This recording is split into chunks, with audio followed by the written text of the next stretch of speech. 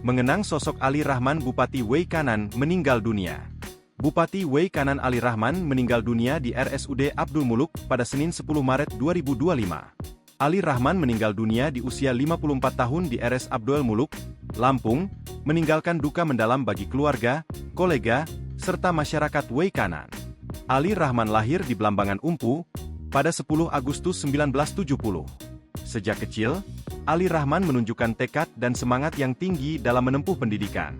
Ia mengawali perjalanan pendidikannya di SD Negeri Batin Baru pada 1976 hingga 1982.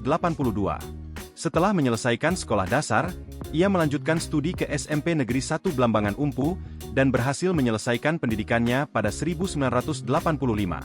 Pendidikan menengahnya diteruskan di SMA Negeri 3 Bogor, dan ia lulus pada 1988.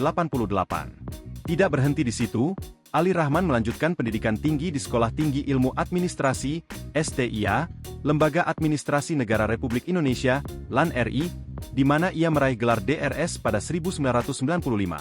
Ali Rahman tidak hanya berfokus pada bidang administrasi, namun juga memperluas wawasan dengan menempuh pendidikan Magister Teknik di Universitas Bandar Lampung dan berhasil memperoleh gelar MT pada tahun 2013. Karir birokrat Ali Rahman dimulai pada usia muda, yakni 22 tahun. Pada 3 Mei 1993, ia diangkat sebagai Kepala Seksi Pembangunan di Kecamatan Bahuga, yang saat itu berada di bawah administrasi Kabupaten Lampung Utara. Puncak dari karir Ali Rahman terjadi ketika ia terpilih sebagai Wakil Bupati Wei Kanan pada Pilkada 2020, mendampingi Raden Adipati Surya. Mereka dilantik pada 26 Februari 2021, dengan masa jabatan yang diperkirakan akan berakhir pada 26 Februari 2025. Ali Rahman meninggal dunia di tengah masa jabatannya, meninggalkan legasi sebagai seorang birokrat yang sangat berdedikasi dan berkomitmen pada pembangunan daerah dan kesejahteraan masyarakat Wei Kanan. Kepergiannya meninggalkan kesedihan yang mendalam, namun prestasi dan dedikasinya akan selalu dikenang.